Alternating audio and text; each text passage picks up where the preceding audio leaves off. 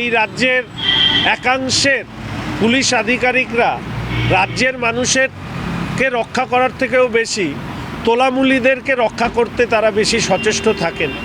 ফলে planted violence হয়, planted violence. পশ্চিমবঙ্গের মানুষ জাতি ধর্ম নির্বিশেষে বোঝা দরকার যে জিহাদি মানসিকতা কিভাবে পশ্চিমবঙ্গের মানুষের স্পেস, তাদের যে আজকে জীবন সংস্কৃতি, তাদের রুজি কেড়ে নিচ্ছে, সেটা যদি উপলব্ধি করতে পারেন তাহলে মমতা ব্যানার্জির এক মুহূর্ত এই রাজ্যে ক্ষমতায় থাকার যে জায়গা, সেই জায়গা চিরতলে সিল হয়ে যাবে। আমাদের প্রথম থেকেই পরিষ্কার কথা, স্বচ্ছ ভোটার তালিকা, স্বচ্ছ সরকার। স্বর্গ থেকে ভোট দেওয়া, duplicate triplicate voter, absentee voter, shifted voter, infiltrators, এদেরকে সরাতে হবে।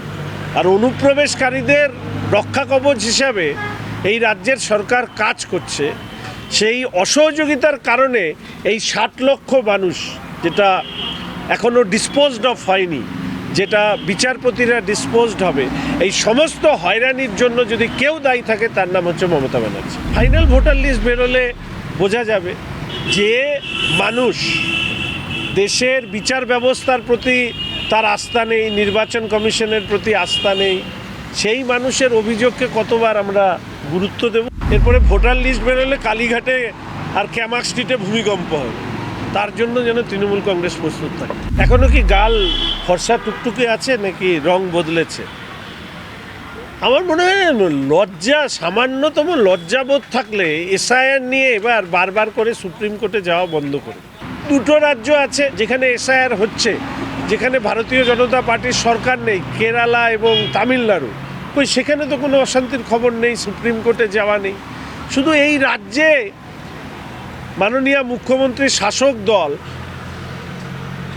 ভয়ের আতঙ্ক এতখানি এদের গলা চিপে ধরেছে, যেটা বারবার নির্বাচন এসআইআরকে নিয়ে সুপ্রিম কোর্টে যান, ঠাস ঠাস করে থাপ্পড় খেয়ে ফিরে আসেন। উনি তৃণমূলে যোগ দিলেন, এটা বড় খবর, নাকি স্বপ্না বর্মনদের মতন অ্যাথলেট স্পোর্টস স্টারদেরকে পশ্চিমবঙ্গ ছেড়ে অন্য রাজ্যে কেন যেতে হয়েছিল, এটা বড় খবর? যদি এই খবরের তুল্যমূল্য বিচার করেন তাহলে আমি মনে করি যে স্বপ্না বর্মনরা পরিকাঠামোর অভাবে এই রাজ্য ছেড়ে বা তাদের সম্মান না পেয়ে, প্রাপ্য সম্মান না পেয়ে তাদেরকে ভিন রাজ্যে যেতে হয়েছিল।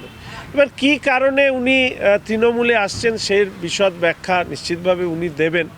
আমি শুধু এইটুকু বলবো যে খেলার মাঠে উনি জিতলেও নির্বাচনের মাঠে উনি এবার উত্তরবঙ্গে জিততে পারবেন।